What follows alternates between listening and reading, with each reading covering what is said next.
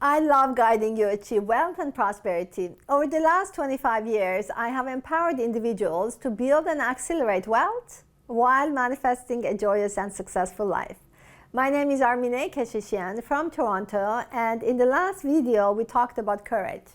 Today, we're going to discuss a joyful life is a hopeful life. Emily Dickinson, a poet in the 1800s, said, "Hope is the thing with feathers that perches in the soul and sings the tunes without the words and never stops at all." Are you joyful because you're hopeful, or are you hopeful because you're joyful?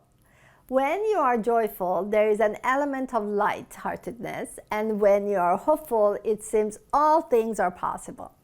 However, there is a correlation between joy and hope.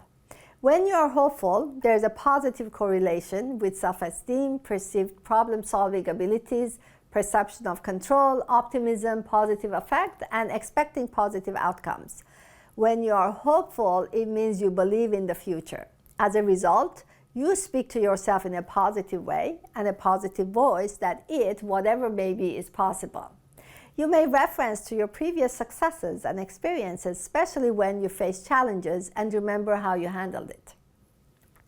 High achievers are generally very positive and hopeful. I also find most people who are religious or spiritual are quite hopeful. In order to assess hopefulness, you can think of how attainable or realistic your goal is. What is your attitude about it, and how do you perceive your goal? What were the biggest challenges to reaching your goal in the past, and what emotions do these challenges elicit? Have you taken any steps to overcome your new challenges? How do you feel about the outcome? Of course, there are tools and techniques to guide you in attaining your goals and deal with your feelings of fear or disappointment or any other emotion that may be presenting itself. I think one element that is important in order to achieve a state of joyfulness and or hopefulness is a sense of belonging. A sense of belonging is one of the most important elements of well-being in human relationships.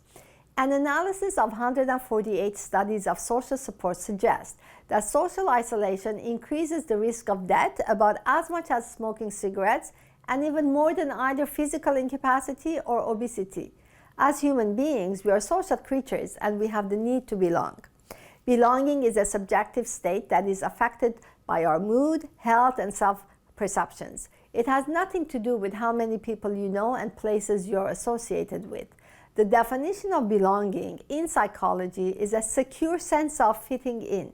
It is also a feeling of being taken in and accepted as part of a group.